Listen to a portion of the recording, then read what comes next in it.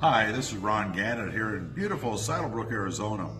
And as we serve the Lord, sometimes we get discouraged, we get worn out, and maybe even question, is it worth all the sacrifices that we're making? Because some people aren't making the same sacrifices.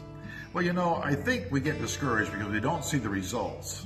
And we may never see the results until we get to heaven. And the results, if you really know the truth, are really exponential. There's a little verse tucked away in 1 Corinthians 15, that great passage about the resurrection of the body. And here the Apostle Paul, he says, when you sow, you do not plant the body that will be but just a seed, perhaps of wheat or of something else. And here he's talking about when we die, our body is put in the ground and it's going to grow something like a seed of wheat does. And I think what he's doing, he's using an analogy that our works, our sacrifice, our love, our service for Christ is going to bear fruit. Just like a seed of wheat will bear fruit when it's put in the ground. Now, I was talking to one of the farmers that I know from Nebraska, and he told me that the average seed, if you put a seed in the ground, it will throw up about 6 stalks, and each stalk will have about 20 seeds. Well, if you multiply that out, I calculated that's about 140 seeds from one seed the first year. Then year 2, if you take those 140 seeds and replant all of them, you're up to almost 20,000 seeds. And then the next year you multiply it, and my friends, you're up to 3 million.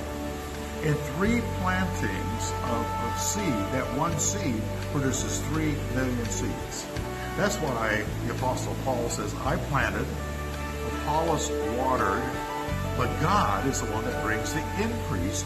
God does exponentially stuff that we could never dream through the humble words and efforts and things that we share with other people.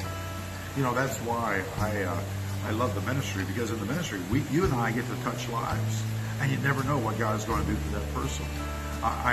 There's a little girl that my mother went to college with named Bee. And Bee went to South Alabama to be a missionary to poor people. And she met this little black fella, got him a camp scholarship. He went, became a Christian, later went to a college, became a pastor. And I met him last summer in Dothan, Alabama.